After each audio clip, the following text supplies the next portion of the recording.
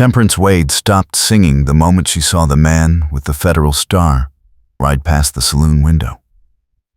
Her voice cut mid-phrase, the last note hanging incomplete in the smoky air. Miners at the corner table looked up, annoyed, but she was already stepping back from the small stage platform, hands smoothing her skirt automatically, while her mind raced through exit routes. The back door led to an alley that dead-ended at the livery. The side window dropped 8 feet to hard-packed dirt. The front entrance opened straight onto Main Street, where the Marshal was now dismounting. She had 3 minutes, maybe 4, before someone mentioned the new singer to him. Before someone said the name she had been using for 6 weeks. Before he started asking questions that would lead back to St. Louis, back to the warehouse fire, back to the body they claimed she left behind. Temperance crossed the floor with the practiced calm of someone who had run before. She nodded to the bartender, collected her shawl from the peg, kept her breathing even. Outside, the October wind bit cold against her face and carried the smell of dust and coming snow. Broken Prairie was dying the way prairie towns died, slow and inevitable. Businesses closing one by one as the railroad built its line 20 miles south. She had chosen it for exactly that reason. Dying towns did not ask many questions. Dying towns needed distractions like saloon singers, even ones with no references, and cash paid in advance for a rented room. But dying towns also could not protect you when the law came looking. She turned toward the livery, pulling the shawl tight, and nearly collided with a man leading a tall roan horse across the street. He caught her elbow before she stumbled, his grip firm and brief, releasing the instant she found her balance. Temperance looked up into a face she recognized from town, though she had never spoken to him. The horse trainer who worked at High Wind Ranch, 3 miles west. He came into town twice a week for supplies. Never drank, never gambled, never stayed long. His eyes were gray-blue and uncomfortably direct. Eamon Pruitt, she remembered. Someone at the boarding house had mentioned his name. "I am sorry," she said automatically, stepping back. He did not smile. "You are leaving in a hurry." It was not a question. Temperance felt her spine stiffen. "That is not your concern." Eamon glanced past her toward the saloon, then back to her face. "The Marshal asking about you yet?" Her heart kicked hard against her ribs. She forced herself not to react, not to confirm anything. "I do not know what you mean." He studied her for another beat, expression unreadable, then handed her the roan's reins. "The horse is faster than anything the Marshal brought. If you ride northwest, there is a line shack at the old Miller claim, abandoned 2 years.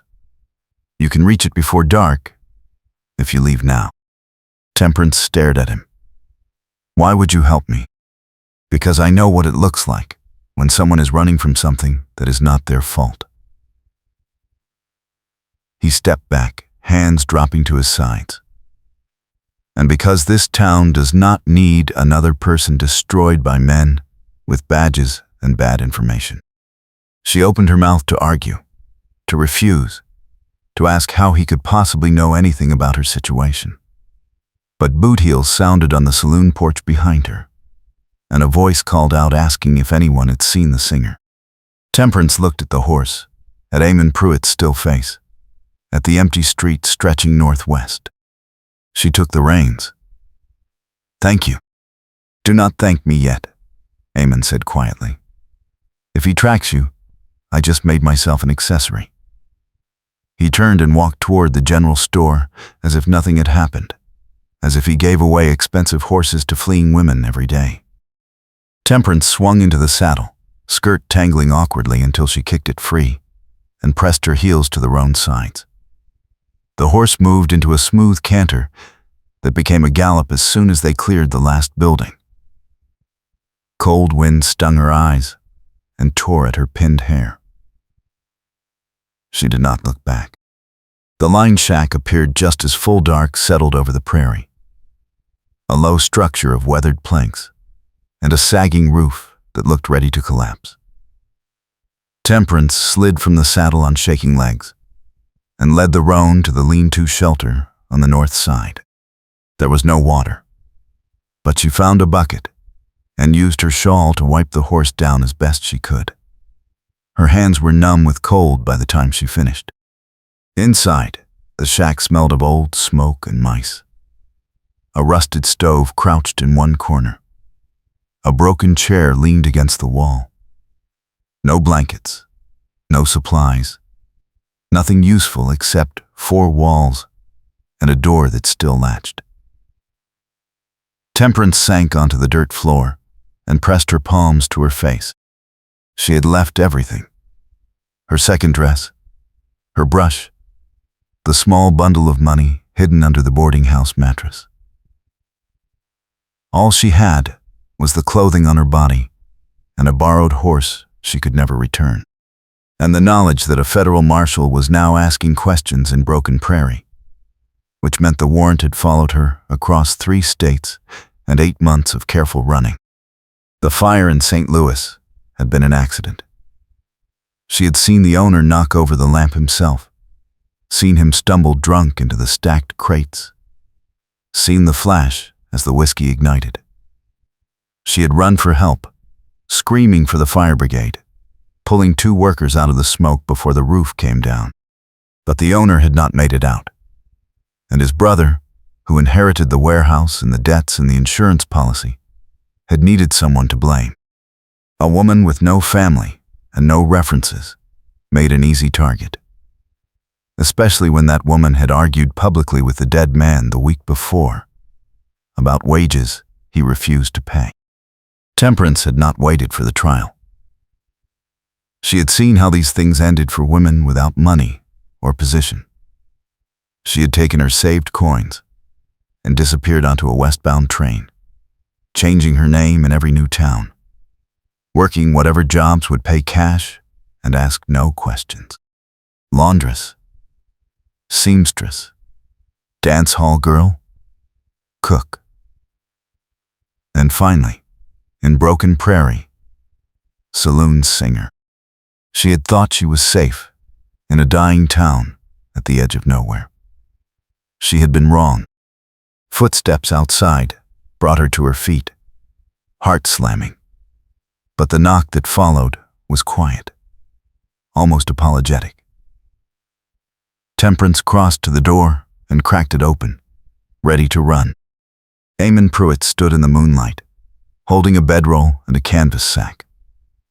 "I thought you might need these." She stared at him.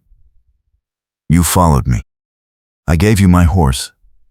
He stepped back, giving her space. "I wanted to make sure you made it, and to bring supplies."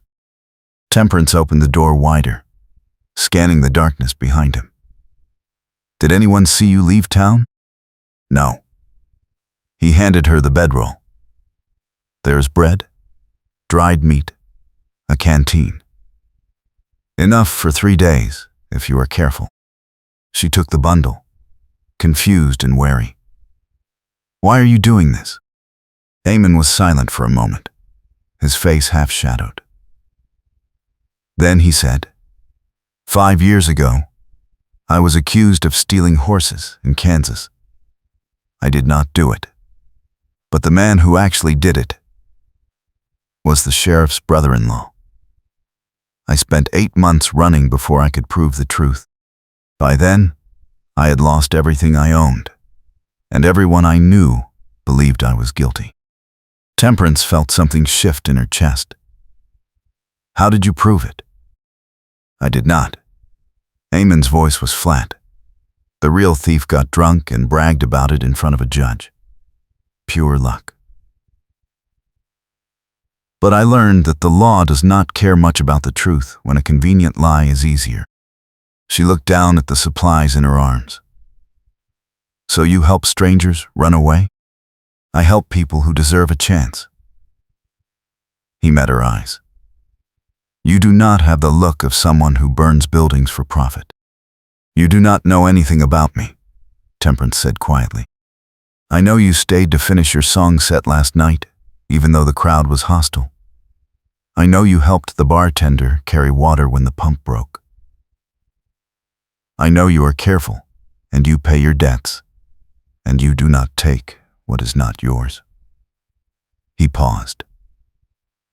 That is enough. Temperance felt her throat tighten. She wanted to argue, to tell him he was risking himself for nothing, that she was not worth the trouble. But the words would not come. Instead, she said, the marshal will ask about the horse. I will tell him it was stolen. Eamon stepped back toward the shadows. Stay here tonight. Tomorrow, ride east to the rail line. There is a water stop called Ashford. No station, just a tower. Freight trains stop there twice a day. You can catch one heading south. And then what? Then you disappear again. He turned to leave, then stopped. What name are you using? Temperance hesitated, then decided the truth could not hurt worse than the lies. My real name is Temperance Wade. Eamon nodded slowly. All right, Temperance Wade. Try to stay alive. He walked into the darkness before she could answer.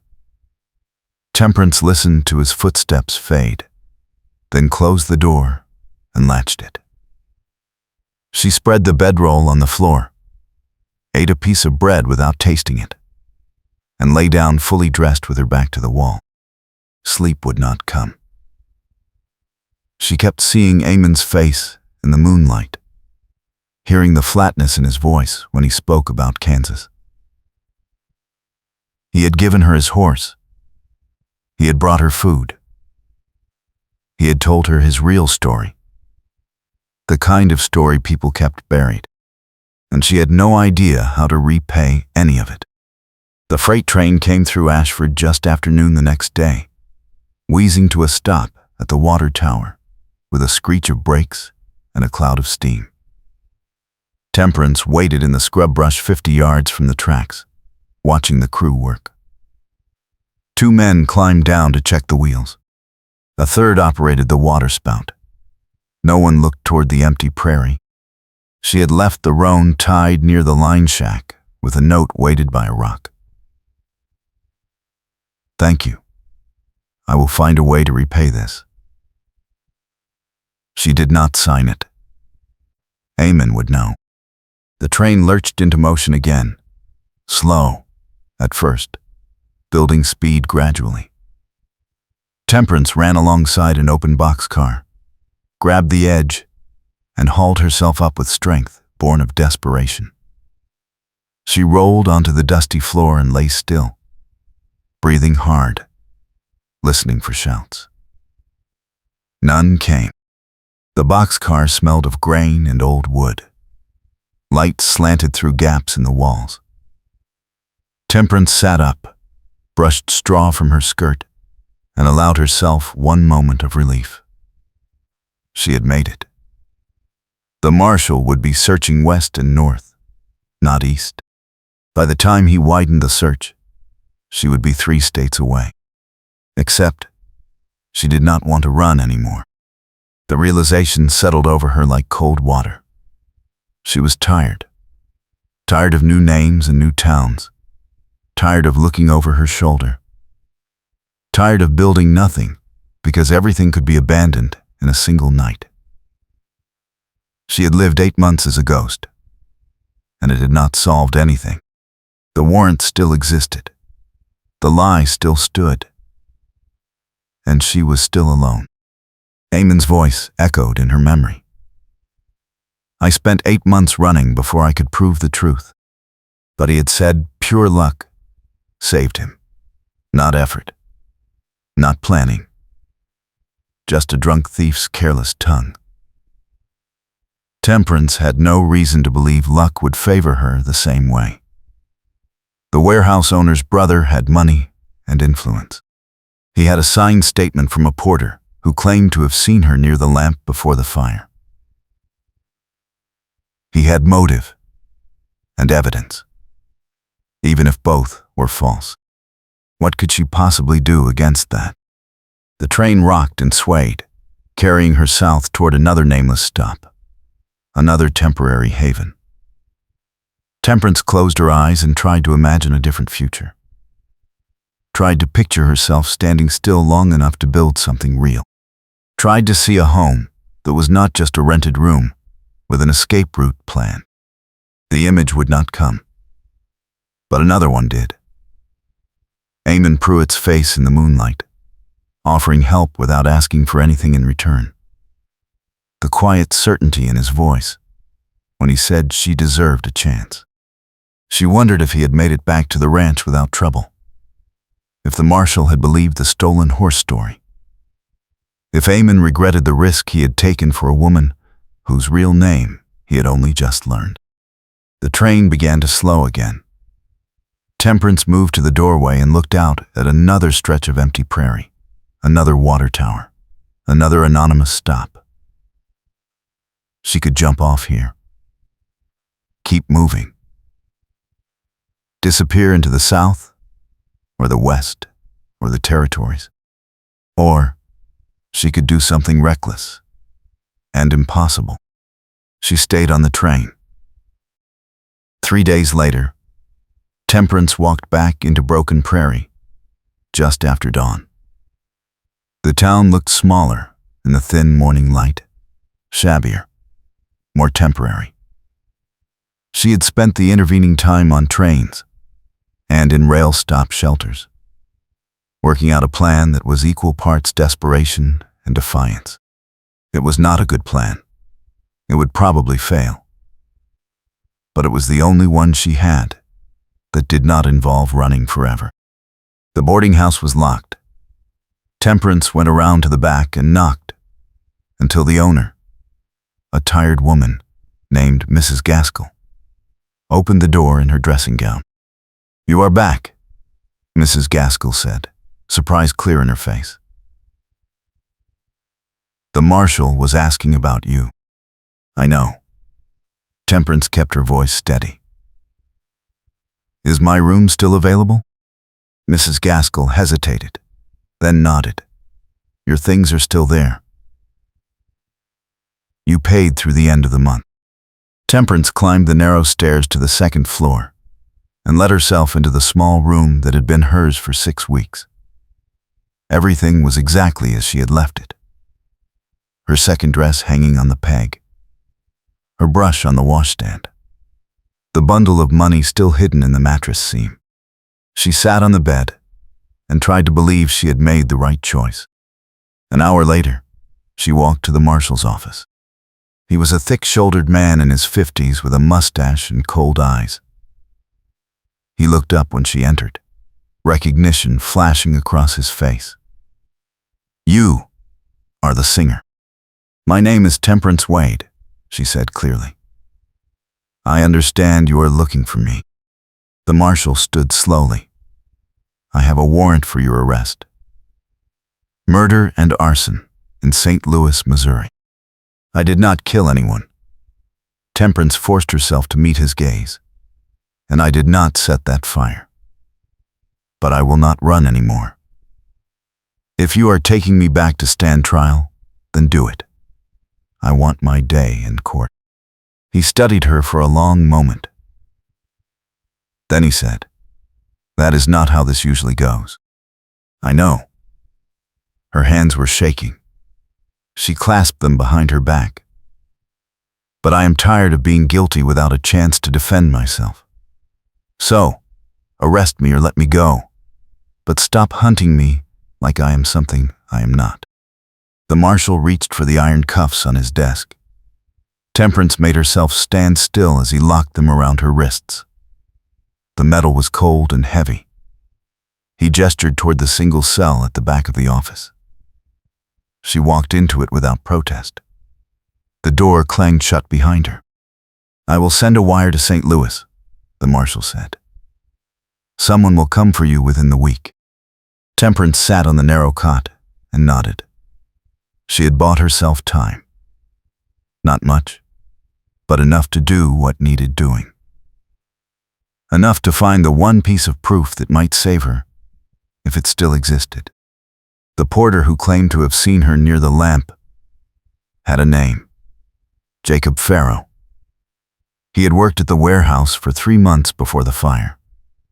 Temperance had never trusted him. He had asked too many questions, watched her too carefully, and disappeared the day after the fire before anyone could interview him properly. The warehouse owner's brother had produced a signed statement, but Temperance had never seen Jacob again. If she could find him, if she could prove he had lied or been paid to lie, she might have a chance. But finding one man across half the country from inside a jail cell was impossible, unless someone helped her. Temperance lay back on the cot and stared at the ceiling. She had one card left to play. One person who might be reckless enough, or kind enough, or foolish enough to help. She just had to hope he had not already written her off as a lost cause. Eamon came to the jail that evening. The marshal let him stand outside the cell, but would not open the door. Temperance rose from the cot, her heart beating too fast. She had not been sure he would come, had not been sure he would even hear she was back. "You are supposed to be halfway to California by now," Eamon said quietly. "I got tired of running." Temperance gripped the bars. "I need help." He listened without interrupting as she explained about Jacob Farrow, about the statement, about the brother who had everything to gain from her conviction.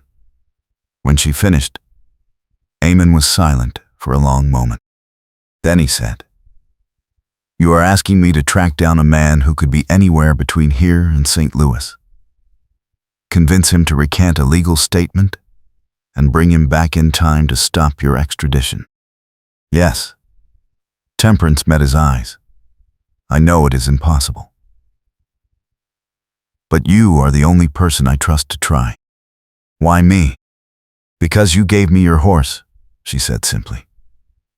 "Because you know what it is like to be accused of something you did not do. Because I have no one else." Eamon's jaw tightened. "If I leave the ranch for more than a few days, I will lose my position." "I know." Her voice cracked slightly. "I am sorry. I should not have asked." He looked at her for another beat, expression unreadable. Then he turned to the marshal. "How long before St. Louis sends someone?" "A week? Maybe 10 days, the marshal said from his desk. "Depends on the trains."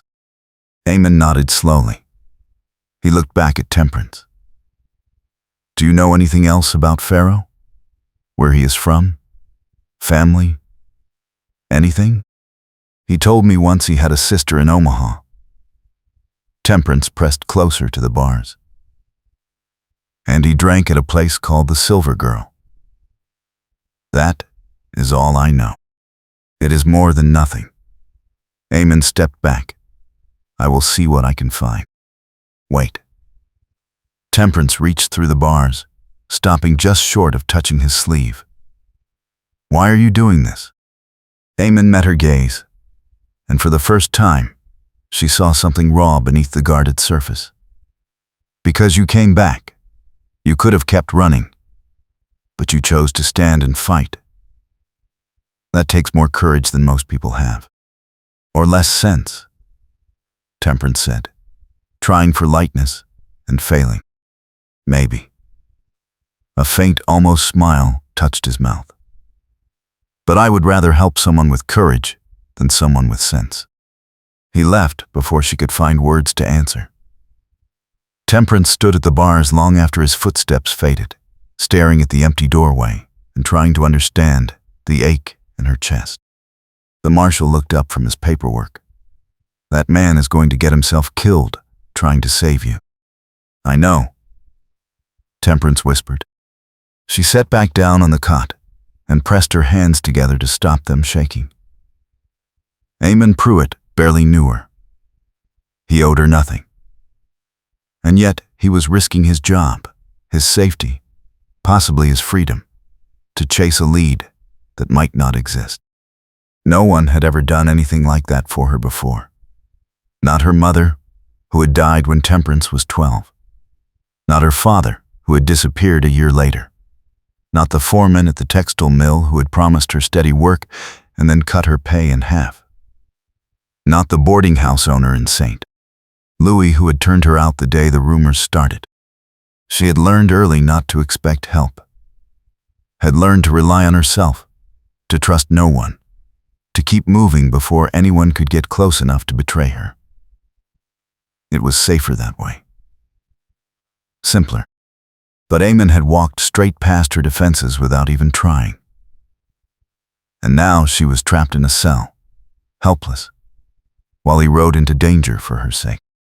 Temperance lay down and pulled the thin blanket over herself.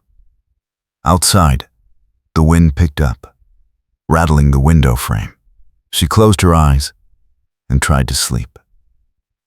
Tried not to think about all the ways this could go wrong. Tried not to picture Eamon alone on the road, chasing a ghost. Tried not to admit how much it mattered that he had come to the jail at all. 4 days passed in slow agony.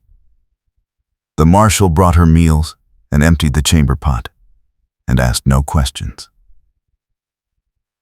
Mrs. Gaskell sent a clean dress and a comb. The bartender from the saloon stopped by to say the owner was holding her wages in case she needed them for a lawyer. Temperance accepted the kindness numbly, unable to process why these near strangers cared whether she lived or hanged. On the 5th day, the marshal received a telegram. He read it twice, then looked at Temperance through the bars. St. Louis is sending a deputy marshal. He will arrive in 3 days. Her stomach dropped. That only gave Eamon 8 days total. It was not enough time.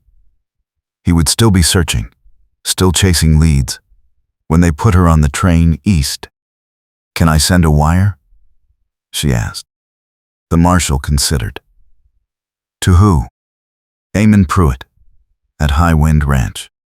He shook his head. "Already sent one this morning to let him know the timeline." No answer yet. Temperance sank onto the cot. 3 days. Then, it would be over. She would be extradited, tried, and almost certainly convicted. The brother had money for lawyers. She had nothing but her word, and the word of a woman with no family and no position meant less than nothing in a courtroom. She had been a fool to come back. A fool to hope Eamon could work a miracle. A fool to believe that standing still would be anything other than a death sentence. The door to the office opened. Temperance looked up without interest, expecting Mrs. Gaskell or the bartender. Instead, Eamon walked in, dust-covered and exhausted, with a thin, nervous man in a brown suit beside him. The marshal stood quickly. "Who is this?" "Jacob Farrow," Eamon said flatly. "He has something to say about the St. Louis fire."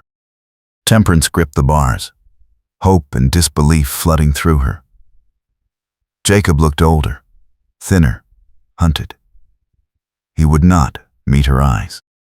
The marshal crossed his arms. "I am listening." Jacob swallowed hard. "I lied in my statement. The warehouse owner's brother paid me $50 to say I saw Miss Wade near the lamp before the fire. I was not even in the building that night. I had already left for the saloon." "Why would you lie about something like that?" the marshal demanded. "Because $50 is more money than I had ever seen," Jacob said miserably. "And because he said no one would get hurt, it was just insurance business. I did not know they would try to hang her for it." Temperance felt tears sting her eyes. She blinked them back furiously. "Did you write the statement yourself?" "No." Jacob finally looked at her. The brother wrote it. I just signed it. He told me to disappear after, said it would be cleaner that way. I have been in Omaha ever since, drinking myself sick over it. Eamon stepped forward. He is willing to swear a new statement, and to testify in St. Louis if necessary. The marshal looked at Temperance, then at Jacob, then at Eamon. This does not clear her completely. There will still need to be an investigation, a hearing. But it proves the original statement was fraudulent, Eamon said, which means the warrant was issued under false pretenses. You cannot extradite her based on evidence you now know is lies. The marshal was silent for a long moment. Then he took the key ring from his desk and unlocked the cell door. Miss Wade, you are free to go while this is sorted out. But you stay in town, understand? If you run now, I will hunt you myself. Temperance stepped out of the cell on shaking legs. I am not running. She turned to Jacob. Why did you come back? He glanced at Eamon. He found me in a bar in Omaha, half drunk and broke. Told me I had a chance to stop being a coward. Said a woman's life was worth more than $50, and my guilt. He met her eyes finally. He was right. I am sorry, Miss Wade. I am sorry I was weak. Temperance did not trust herself to speak. She nodded once, then turned to Eamon. He was watching her with that same unreadable expression, dusty and tired, and impossibly steady. Thank you, she managed. Eamon's mouth quirked slightly. You can thank me after the hearing. The marshal cleared his throat. I will send a wire to St. Louis tonight. This is going to be a mess of paperwork. Temperance barely heard him. She walked out of the jail into the cool evening air, Eamon beside her, and felt the weight of 8 months lift off her shoulders. The fear was still there, the uncertainty. But for the first time since the fire, she was not alone. That night, Temperance sat across from Eamon in the boarding house parlor, the only space Mrs. Gaskell allowed for evening visitors. A single lamp burned on the side table. Outside, the wind rattled the shutters. How did you find him so fast? Temperance asked. Eamon leaned back in the chair, his face shadowed. I went to Omaha first, based on what you said about his sister. Found her in 2 days. She did not know where Jacob was, but she knew the name of the bar he used to drink at. I spent 3 nights checking every saloon in the rail district until someone recognized the description. 3 nights. Temperance shook her head. You should have been gone a week at least. I got lucky. He met her eyes, and I was motivated. Why? The question came out sharper than she intended. You could have lost everything. Your job, your reputation. The marshal could have arrested you for interfering. He could have, Eamon agreed. But he did not. That is not an answer. Eamon was quiet for a moment. Then he said, when I was running in Kansas, I kept thinking that if just one person believed me, if just one person stood with me, I could survive it. But no one did. Everyone I knew turned away or assumed I was guilty. It almost broke me. He looked down at his hands. I swore that if I ever had the chance to be that one person for someone else, I would take it, no matter the cost. Temperance felt her throat close. You barely know me. I know enough. Eamon's voice was quiet but certain. I know you came back to fight instead of running. I know you are strong enough to stand in that cell and ask for help even though it terrified you. I know you are worth the risk. She looked away, blinking hard. No one had ever said anything like that to her. No one had ever treated her as if she mattered beyond what she could do or provide. It was too much, too raw, too close to the bone. "I do not know how to repay you," she said finally. "You do not owe me anything." Eamon leaned forward slightly. "But if you want to do something, stay. Build something here. Stop running even after the hearing clears you." Temperance looked at him, surprised. "Why here?" "Broken Prairie is dying. Because dying towns need people who fight," he said simply. "And because I would like to see what you build when you are not looking over your shoulder." The air between them felt charged, fragile. Temperance wanted to say yes, wanted to promise she would stay, that she would try. But the words stuck in her throat, trapped behind 8 months of survival instinct that screamed at her not to trust, not to hope, not to believe in anything permanent. "I will think about it," she said instead. Eamon nodded and stood to leave. "That is enough, for now." He was halfway to the door when Temperance spoke again. "Eamon." He turned. "I am glad you found me that day outside the saloon," she said quietly. "I am glad you gave me the horse. I am glad you came to Omaha. I am glad for all of it." Eamon's expression softened. "So am I." He left. And Temperance sat alone in the parlor, listening to the wind and trying to imagine a future that did not involve running. Trying to picture herself staying in Broken Prairie, building a life. Maybe even building something with Eamon Pruitt, if he wanted the same. The image was hazy, uncertain. But for the first time it did not feel impossible. The hearing took place 3 weeks later, in the Broken Prairie Courthouse. A one-room building that also served as the town hall and occasional church. The deputy marshal from St. Louis arrived with a lawyer representing the warehouse owner's brother. The lawyer was expensively dressed and coldly professional. He objected to everything. But Jacob Farrow sat in the witness chair and told the truth. He described the $50 payment, the written statement he never composed himself, the instruction to disappear. The deputy marshal asked sharp questions. Jacob answered every one, his voice steady despite the sweat on his forehead. The lawyer tried to discredit him, calling him a drunk and a liar. Jacob did not flinch. "I am both of those things," he said quietly. "But I am telling the truth now. I lied before, and I will carry that shame the rest of my life." But Miss Wade did not set that fire, and she did not kill anyone. Eamon testified next, explaining how he had found Jacob and why he had brought him back. The lawyer suggested he had paid Jacob to recant. Eamon met his eyes and said, "I did not need to pay him. He wanted to do the right thing. I just gave him the chance."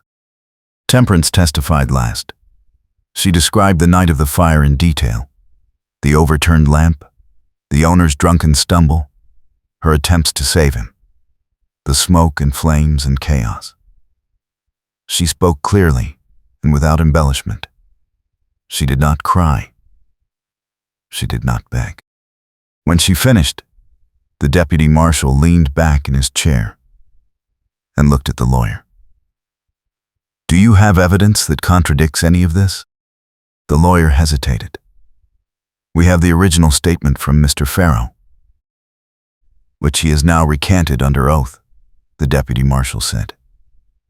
"Do you have anything else? Any other witnesses? Any physical evidence? Anything that places Miss Wade at the lamp before the fire?" "No," the lawyer admitted. "But the brother believes she is guilty. Belief is not evidence." The deputy marshal stood.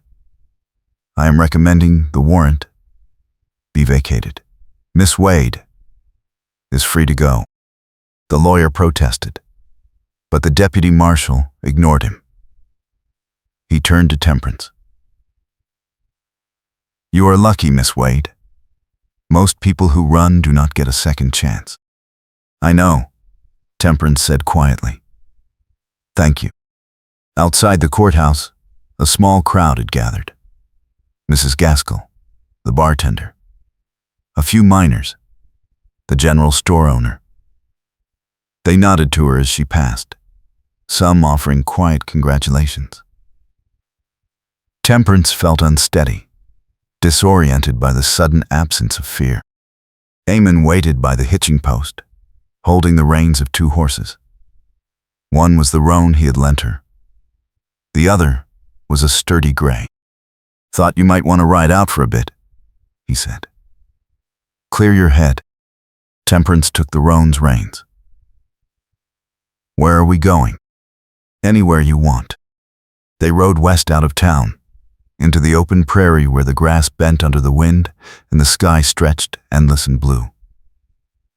Temperance let the roan run, feeling the cold air sting her face and the powerful rhythm of the horse beneath her. For the first time in 8 months, she was not running away. She was just running. They stopped on a low rise overlooking a shallow creek. Eamon dismounted and stood looking out over the land. Temperance slid from the saddle and joined him. What happens now? She asked. That depends on you, Eamon said. The hearing cleared you. You can go anywhere. I know. Temperance watched the grass ripple. But I keep thinking about what you said.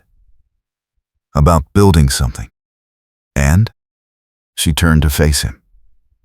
I do not know how. I have spent so long running, I do not know how to stay. Eamon met her gaze. You learn. You choose one thing to care about, then another, then another. You build small and steady until staying feels more natural than leaving. One thing at a time, Temperance repeated softly. Yes. She took a breath. All right. First thing. I want to stay in Broken Prairie. At least for a while. Good. Eamon's expression warmed slightly. What is the second thing? I want to reopen the saloon properly. Hire musicians. Fix the stage. Make it a place people want to come to instead of a place they drink to forget. That is ambitious, Eamon said. The town is still dying. Maybe, Temperance said. But maybe it does not have to. Maybe it just needs people who believe it is worth saving. Eamon smiled, a real smile this time. What is the third thing? Temperance hesitated, her heart beating too fast. Then she said, I want to know if you meant it when you said you wanted to see what I build. I meant it. Even if I am difficult and stubborn and terrible at trusting people? Especially then, Eamon said quietly. Temperance felt something loosen in her chest. Something that had been locked tight for as long as she could remember. She stepped closer, closing the space between them. Eamon did not move, but his eyes darkened. I do not know how to do this, she admitted. I do not know how to let someone stay. Then we will learn together, Eamon said. He reached out slowly, giving her time to pull away, and brushed a strand of hair from her face. His hand lingered at her jaw, rough and warm. Temperance leaned into the touch, letting herself feel it, letting herself want it. I am afraid, she whispered. So am I, Eamon said. But I would rather be afraid with you than safe alone. Temperance closed the last inch between them and kissed him. It was tentative at first, testing. But Eamon responded with a certainty that steadied her. His hand slid to the back of her neck, holding her close. And Temperance let herself fall into it. Let herself believe, just for a moment, that this could be real. When they finally pulled apart, Eamon rested his forehead against hers. "Stay," he said quietly. "Build something. Let me help." "All right," Temperance whispered. "I will try." The weeks that followed were not easy. The saloon needed repairs Temperance could not afford. The town council was skeptical about investing in a business when half the storefronts stood empty. And the rumor mill, which had been temporarily silenced by the hearing, started up again with new speculation about Temperance and Eamon. But Temperance had stopped caring what people whispered. She focused on what she could control. She scrubbed the saloon floor herself. She patched the roof with help from the bartender. She convinced a fiddle player passing through town to stay for a week in exchange for room and board. Slowly, people started coming back. Eamon helped when he could, working on the stage after his ranch shifts ended. He did not ask for anything in return, did not push for more than Temperance was ready to give, just showed up, steady and reliable, and worked beside her in comfortable silence. One evening, as they hammered new boards onto the stage, Temperance said, "Why do you stay at the ranch? You could find better work somewhere else." Eamon paused, considering. "I like the horses, and I like the quiet. After Kansas, I needed a place where no one asked questions. Do you ever think about leaving?" "Sometimes," he admitted, "but I have not found a reason to go." He looked at her. "Have you?" Temperance shook her head. "No. For the first time, I want to stay somewhere long enough to see what happens." Eamon set down his hammer. "What do you think will happen?" "I do not know," Temperance said honestly. "But I want to find out." He smiled, and Temperance felt warmth spread through her chest. She was starting to recognize that feeling, starting to trust it. It was not love. Not yet. But it was the beginning of something that might become love if she let it grow. That night, after Eamon left, Temperance stood alone in the saloon and looked around at the work they had done. The stage was solid. The floor was clean. The windows let in light instead of just dust. It was not much, but it was hers. A thing she had built with her own hands, with help from someone who cared whether she succeeded. She thought about her father, who had disappeared rather than face his debts. About her mother, who had worked herself to death trying to hold their family together. About the long years of running and hiding and believing she did not deserve anything better. And then she thought about Eamon, who had given her a horse and a chance. About Jacob, who had found the courage to tell the truth. About the people of Broken Prairie, who had welcomed her back even after she had fled. Maybe, Temperance thought, she had been wrong about what she deserved. Maybe she had been wrong about a lot of things. She locked the saloon door and walked back to the boarding house under a sky full of stars. For the first time in 8 months, she did not check over her shoulder, did not plan an escape route, did not keep her belongings packed and ready. She was staying. And that felt like a victory all its own. A month after the hearing, a letter arrived from St. Louis. Temperance opened it with shaking hands, Eamon standing beside her in the boarding house parlor. Mrs. Gaskell hovered near the doorway, pretending not to listen. The letter was from a lawyer, but not the one who had represented the warehouse owner's brother. This one worked for the insurance company. He explained that after Jacob's testimony, the company had launched its own investigation. They had found evidence that the brother had filed multiple fraudulent claims over the years. He was now under arrest for insurance fraud and conspiracy. The charges against Temperance were formally dropped, and the company was offering a settlement for her trouble.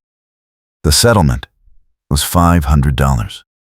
Temperance read the letter 3 times, unable to believe it. $500.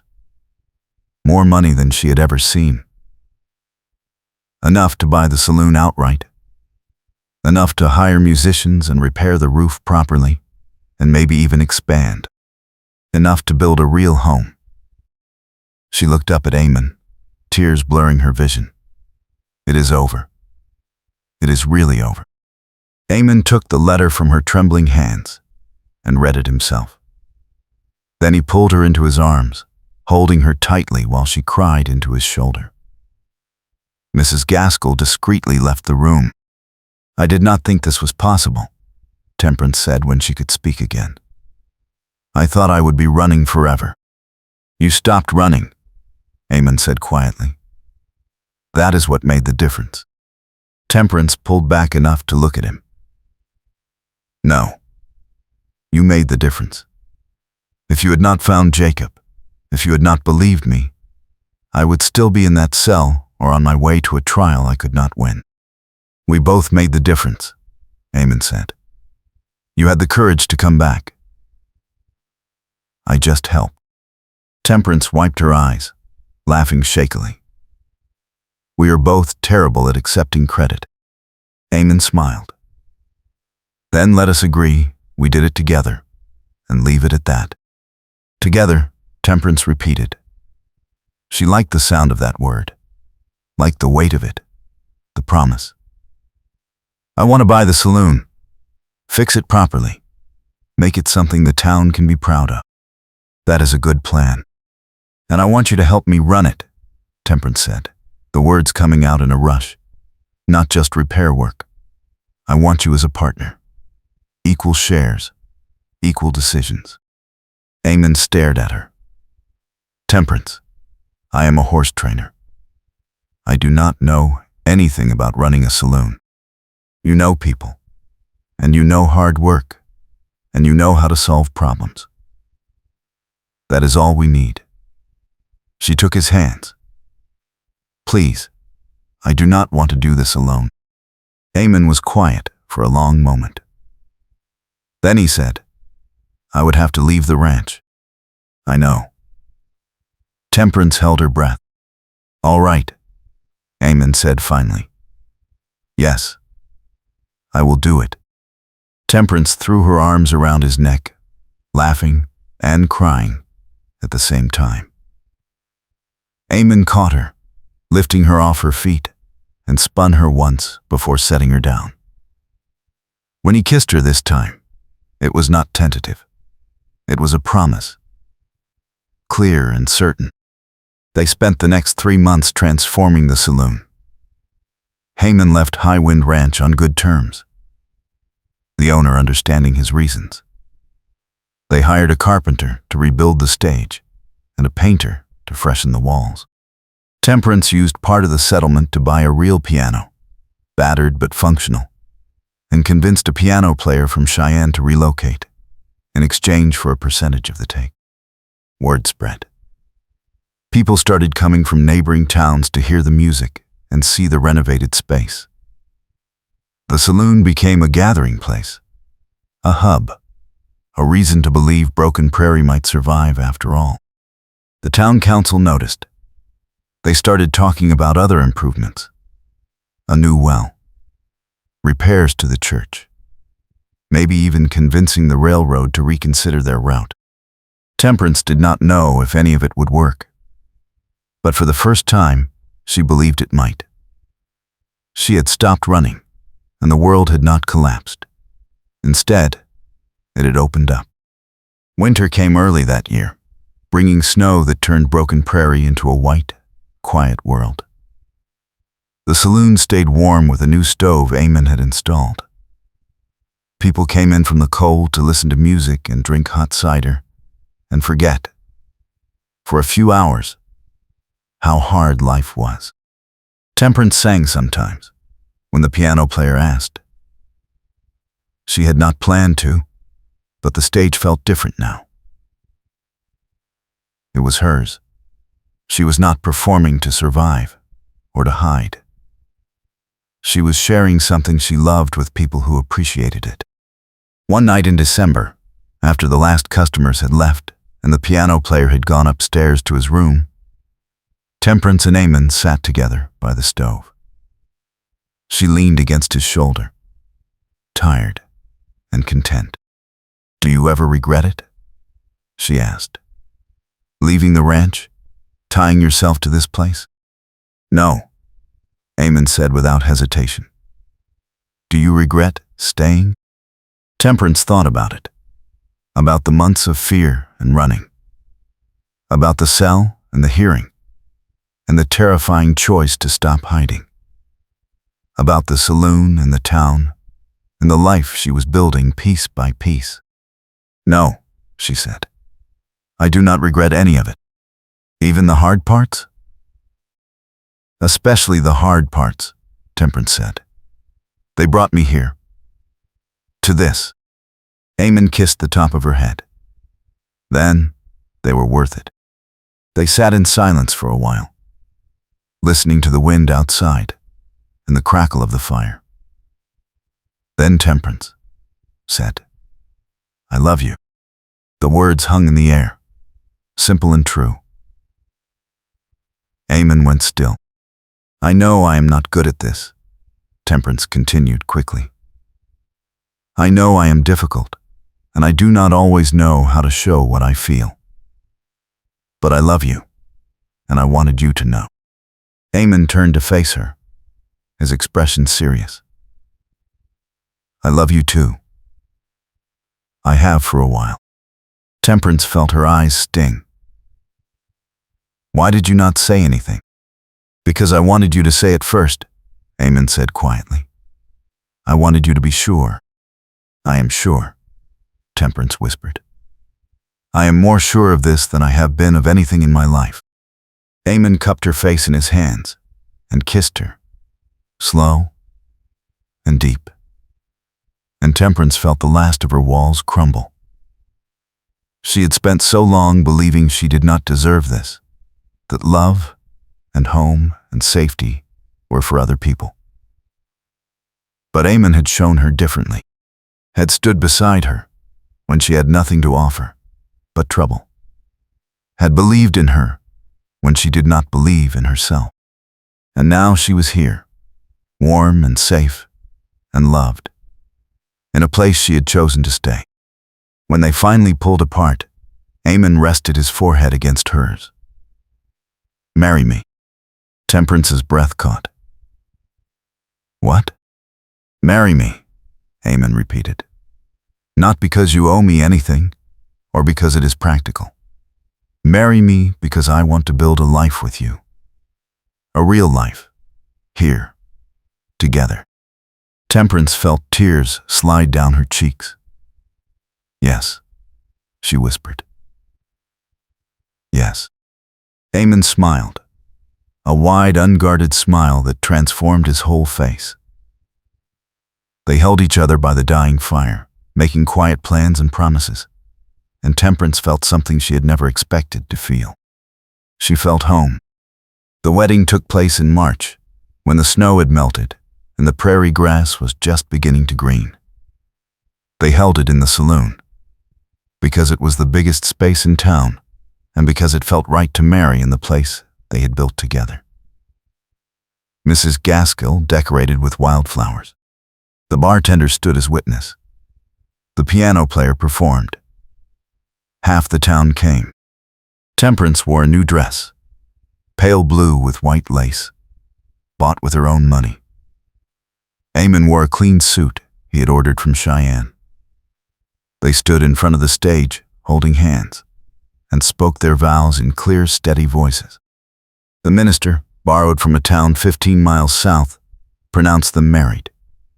Eamon kissed her, and the room erupted in applause and cheers.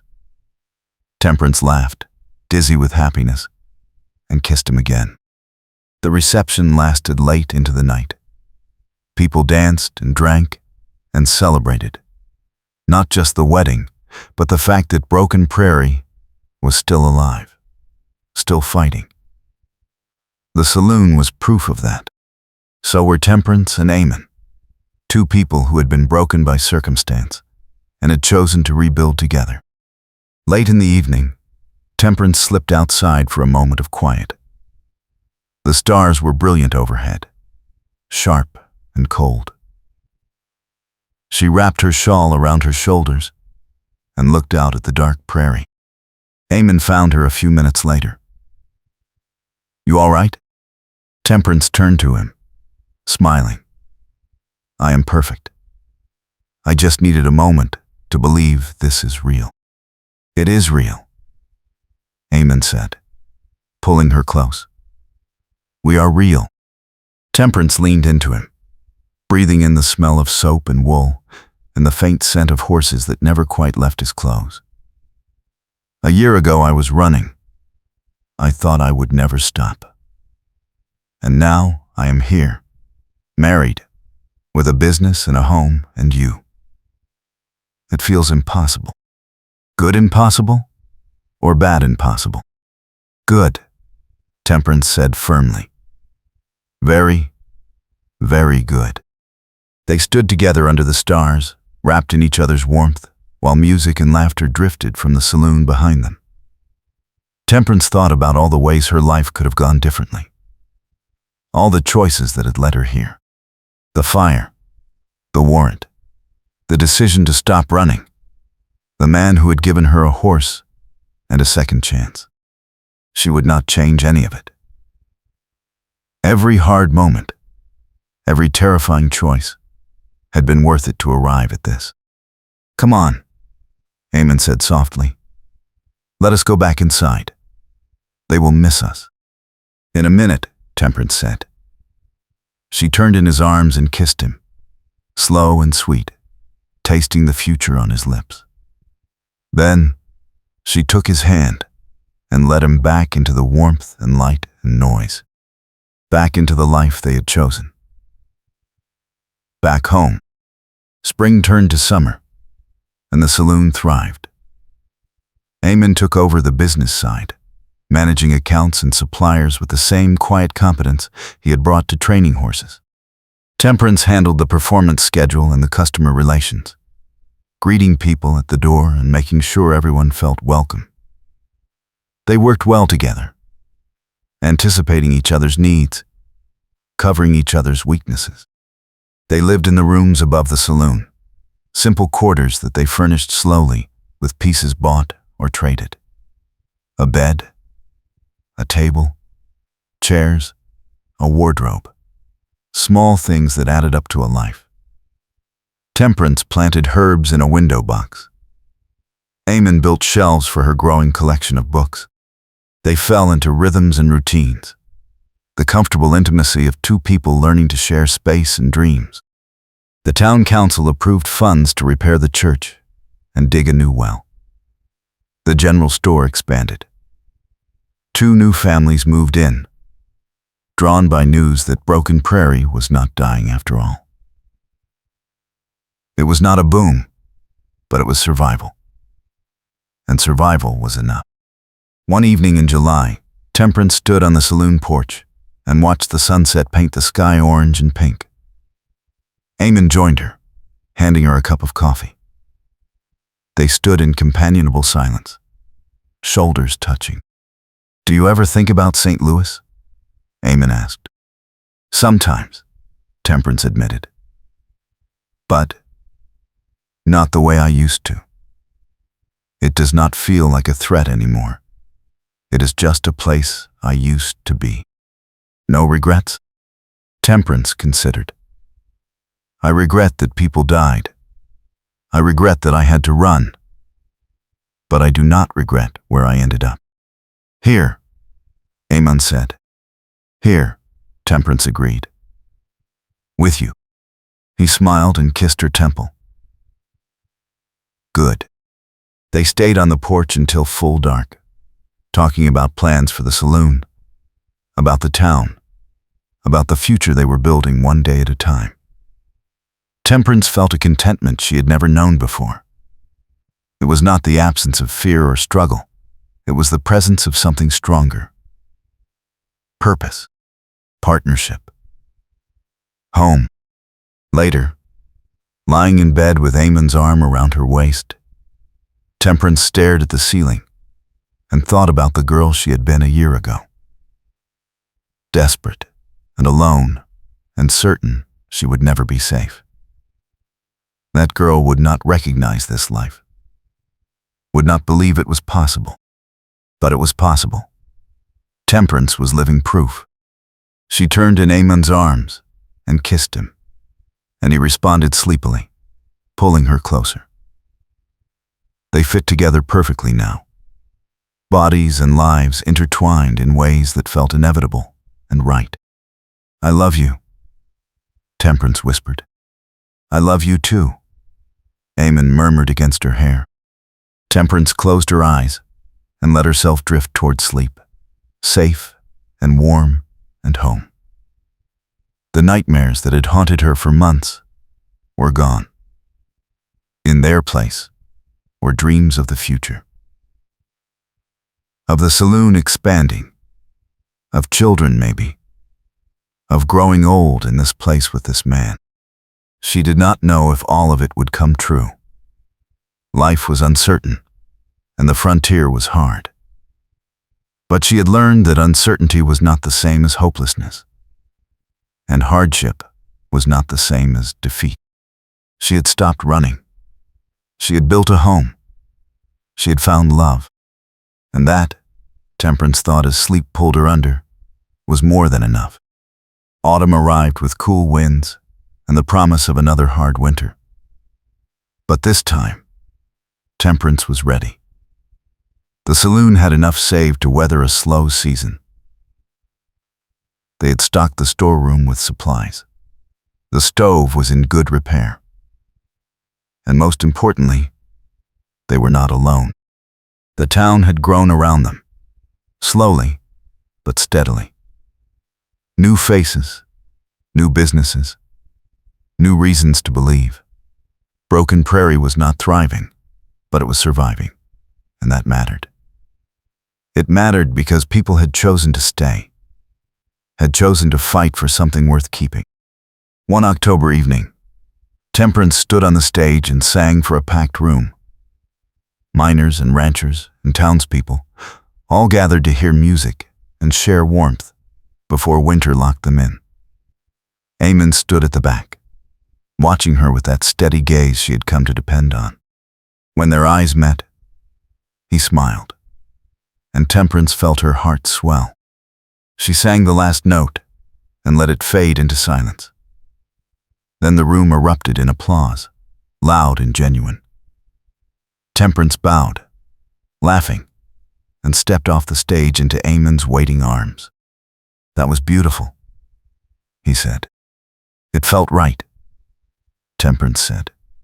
"All of this feels right." Eamon kissed her forehead. "Because it is." They stayed at the saloon until late, cleaning up and banking the fire and locking the doors. Upstairs they undressed and climbed into bed, exhausted and content. Eamon pulled Temperance close, and she settled against his chest, listening to the steady beat of his heart. "Thank you," she whispered. "For what?" "For giving me a horse. For finding Jacob. For believing in me when I did not believe in myself. For staying."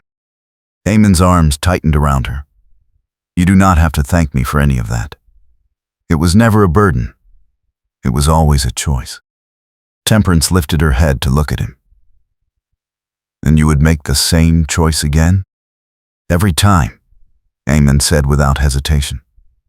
"Every single time." Temperance kissed him, pouring everything she felt into it. Gratitude and love, and the fierce determination to build a life worthy of the second chance they had both been given. Eamon responded with equal intensity, his hands tangling in her hair, his breath ragged. When they finally broke apart, Temperance rested her forehead against his. "I am so glad I stopped running." "So am I," Eamon whispered. They made love slowly, tenderly, speaking without words the promises they had already made aloud. And afterward, wrapped in each other's warmth, they fell asleep to the sound of the wind outside and the crackle of the dying fire below. Temperance dreamed of spring, of green grass and wildflowers, and a future that stretched out bright and unafraid. And when she woke the next morning to gray light and Eamon's steady breathing beside her, she smiled. Because the dream was real, the life was real, the home was real, and she was never, ever running again.